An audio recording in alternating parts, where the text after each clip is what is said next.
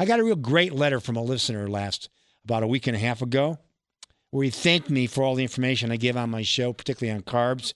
And he made a comment at the end of the letter. He really likes my show. And it appears I've motivated him to take better care of himself. And he says it's about my age. He used a reference from Jack LaLanne that I'm going to really zone in on today. Jack LaLanne made a comment, and of course, most of my listeners know who Jack LaLanne is, because if you're in my age group, you know who that is. And I'm a baby boomer. I'm 68 years of age. I'll be 69 in June. And but he made a comment many years ago that exercise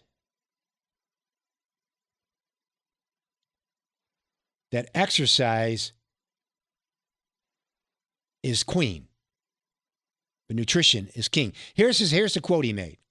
Nutrition is king, exercise is queen. Put them together and you have a kingdom. That's wisdom. Nutrition is king, exercise is queen. Put them together and you have a kingdom. How many people follow that example today? Just a handful. Statistically, we look at only about 25% of people my age group do enough activity. 25%. That's terrible. And we wonder why we have all the chronic issues that are associated with aging. From heart disease, number one killer. Cancer, number two killer. Diabetes, which is put down as seventh, but your researchers will tell you if you take all the people who die and you see how many of them have diabetes, you'll find that diabetes is the number three killer, not number seven. Number three, because most of them have diabetes. You would think that the medical profession would get their act together when it comes to diet. Again, nutrition is king, exercise is queen. Put them together and you have a kingdom. This past week, they came out with this study that came out by the American Heart Association. 8-hour time-restricted eating linked to a 91% higher risk of cardiovascular death.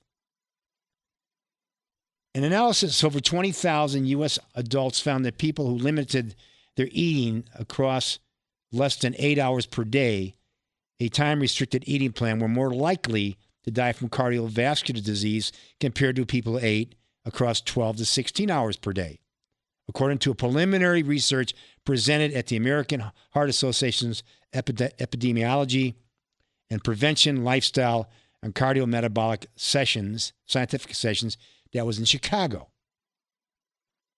just this past week. The meeting offers the latest science on population-based health and wellness and implications for lifestyle. It goes on to explain the study, which had a lot of flaws in it, that the people weren't really monitored. It was just, they filled out the form themselves. And I believe they were only asked to put down what they did a couple days a week. And what did they eat when they weren't fasting on top of that? Then you have a study that was done just a couple years ago. Same people. Intermittent fasting may protect the heart by controlling inflammation. Intermittent fasting could increase a key protein that controls inflammation and protects the heart, according to a new study. Intermittent fasting limits a person's consumption of food and beverages to certain times of the day or week to achieve weight loss. There's no single way to practice it, though one popular routine involves alternating 24 hours periods of fasting with eating normally. Here's the key thing. Eating normally?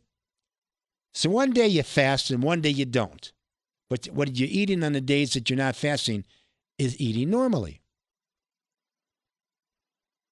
And eating normally is not good.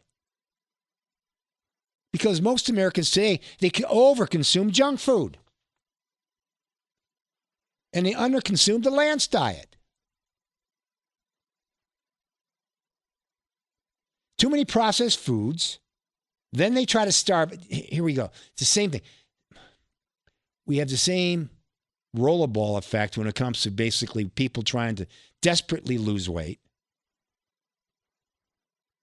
When in the long term, they need to look at why they eat like this, which is health in the first place.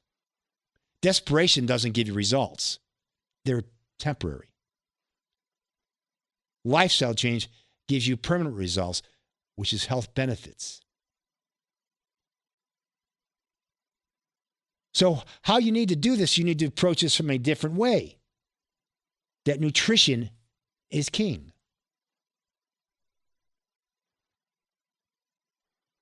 Pre-plan what you do daily. Because, if you've heard my show before, you know my philosophy when it comes to diet. I follow a low-carbohydrate diet. I call it Eat Like Lance. And I also do intermittent fasting, usually 5 out of 7 days a week. And if you look at my blood parameters, you go, wow, are these good? So they're sitting there. The reason why they're doing this stuff is because more and more people are taking the dietary approach of trying to control their health issues.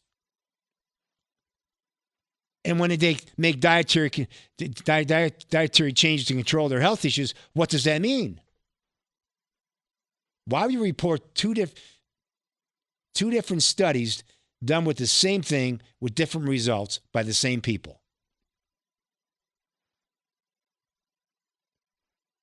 One saying good things, one saying bad things. The one saying bad things is this past week because more and more people are doing an intermittent fast. And what's happening is they're getting them off drugs, off medication. Because when you get to be my age and older, it's not unusual for a person, and mostly a man, you see this more in men than women,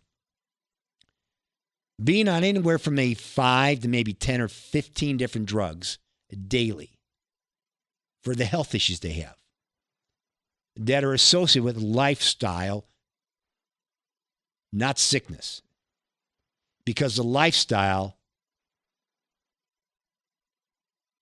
was one that made them sick in the first place. Or put it this way, contributed to it. Because we eat foods that cause inflammation. We eat foods that take inflammation down. Nutrition is king. That's why a lot of research being done right now on a low-carb diet is all positive. From neurodegenerative diseases like Parkinson's and Alzheimer's and dementia, to cardiovascular diseases from heart failure, to cancer prevention with a low-carb diet or part of the treatment, all showing positive results. To the point that they're starting to suggest we should be telling our patients this is how they should eat. But then if they did that, Big Pharma is going to suffer. Here we go, Ozempic. Can't take a pill or a shot that's a substitute for nutrition is king, exercise is queen. There's no way. Again, we're talking about nutrition is king and exercise is queen. Put together, you have a king, and Jack LaLanne said many, many years ago. And he's right. He is 100% right. You cannot exercise off a bad diet. That's why exercise is queen. You can exercise until you turn blue in the face. You can be a fit, fat person, but you won't be a fit, fat, healthy person unless you change your diet. That's why most of the conditions that we have today in this country when it comes to health are tied into people being too heavy, overweight, joint issues, diabetes, heart disease, cancer. I can go on and on and on and on and on, tied in to people being too heavy. So we've got to get our house in order to straighten this out. And first step is nutrition. Go to a grocery store. You want to eat healthy? Stay in the outer perimeter of the store. You know why? Fresh food, not processed. And usually in that section, you're going to find produce, like, vegetables, some fruit. Then you're going to have dairy, eggs, some cheese. Then you're going to have meat. All right? That's the butcher area. Those are all healthy, fresh foods that primarily are low carbohydrate. Now, you can overdo produce, but most people aren't going to overeat salads. They're going to eat things like potatoes and stuff, which are high carbohydrate. You want to avoid that. But when you go down the aisles, that's where you find the bread and the cereals, the pasta. You find the fruit juices. You find the soda pops. You find all the processed food that they want you to buy because they make lots of money, and you get sick on them. So shop the outer perimeter. Spend your money on foods that your body can use more efficiently. Now, here's the secret formula. Keep your carbs under 50. That's going to come from primarily vegetables and a little bit of fruit. You do that, you find over a period of time, not only will your health parameters improve, but you'll lose weight in that process, body fat. And if you don't need to lose any weight, that's fine too. You're going to benefit from the health aspects of what this kind of eating can actually do for you. But it takes you to make this decision that you're going to do this. That when I tell people, listen, if you're trying to make these lifestyle changes, don't be embarrassed to tell people around you that care about you that you're trying to get yourself healthier and you're trying to eat better and exercise more and recruit their help. In other words, keep you from breaking your diet when you're not coming in to see me or Greg at his place or other people like us. You're accountable. Because accountability goes a long way. We all have accountability in our life. Unfortunately, when it comes to our wellness, the only accountability that most people have today is when they go to the doctor's office, they do a physical, maybe do blood work on an individual, and put you on another drug. That's accountability. There is no change in lifestyle. So you've got to make this determination for yourself. Look at yourself in the mirror and say, am I happy with my health? Am I happy how I feel? Am I happy with me? That I take care of myself, that I care enough about myself to care about other people enough too. Because your health affects other people. And if you're like me, you're one of my age group, you're important in your family unit, taking care of your family, even if your kids are gone and gone. It's called grandparents. You want to be a grandparent who can participate with your grandkids, doing things with them, maybe catching a ball, going for a nice walk or a hike. I mean, you can't do this if you're not physically fit and if you're not healthy. And if you're worried about something happening because you're taking 10, 12, 14, 16 drugs and you're on a time schedule when you take those medications, and you can't do that when you're out traveling doing things. There's too many medications to take. And we know that exercise works better than many medications. And we'll get to that after the break. We know what nutrition does. Here's one for you. ketone supplement might be a novel therapeutic for boosting brain function in obesity. It says, new research published in the journal of Physiology has shown that ketone supplements, that's fat that your body releases when you're on a low-carb diet, may be a novel therapeutic strategy for protecting and improving brain health in people with obesity. People with obesity are known to be at higher risk of developing cognitive impairment and neurodegenerative diseases. This study found that giving a ketone supplement 3 times a day for 14 days enhanced blood flow to the brain and improved aspects of cognitive function like working memory and processing speed in adults with obesity. Right there. That circles back to the study done by BYU in Alzheimer's and ketones and the positive effect they saw when ketones were supplemented into the diet for patients with Alzheimer's, because the Alzheimer's brain, just like yours and mine, has 2 metabolic pathways. We burn ketones, fat, and we burn sugar, carbs.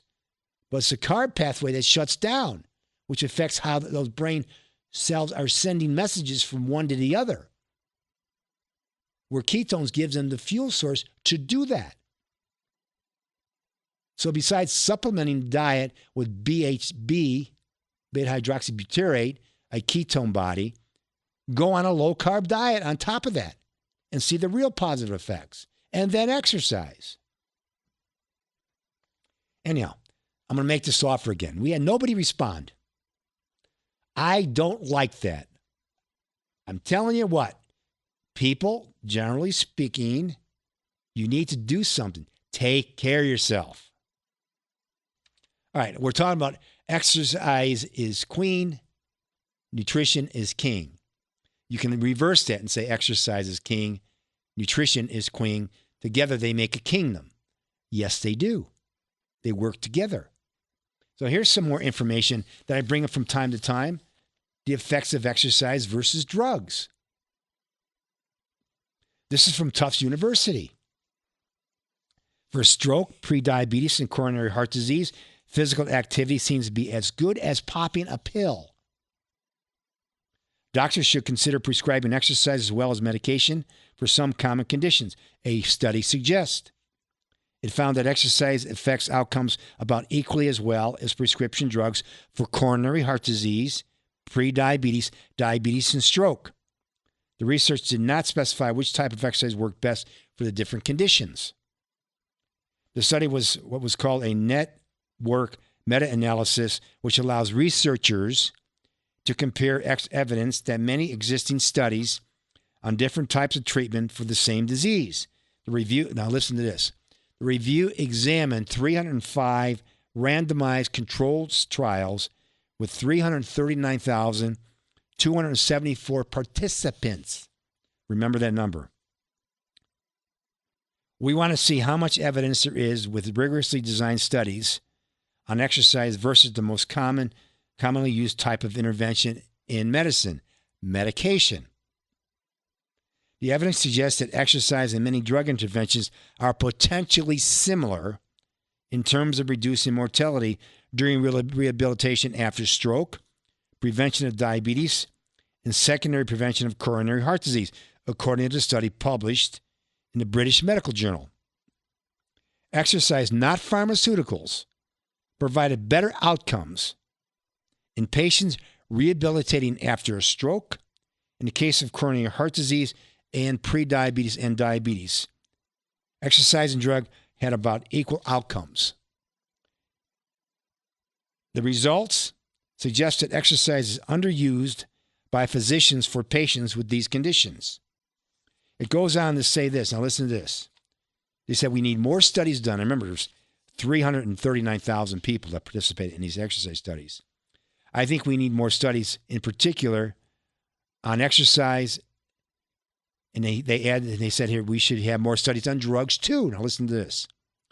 Noting that many medications used by tens of millions of people, many medications used by tens of millions, have only undergone clinical trials with 500 to 600 people. Get that. 500 to 600, but they're used for millions and millions of people. And then they let it go out and get prescribed to you to take. That's why if you watch commercials on TV and you see these drug commercials, you have all these people dancing around looking like they're happy taking the medication. Then they list all the side effects. One of them is Jardiance for diabetes. They show people that are heavy, dancing around looking like they're happy. All this stuff in one little pill, they say. Then they list all the side effects. One of them literally is fungus in your groin area. Yeah, I'm not making this up. And all the other problems associated with it. No drug comes side effect free. None.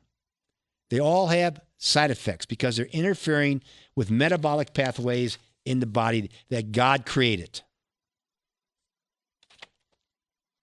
Here's another one. Medical news today. Is exercise more effective than medication for depression and anxiety?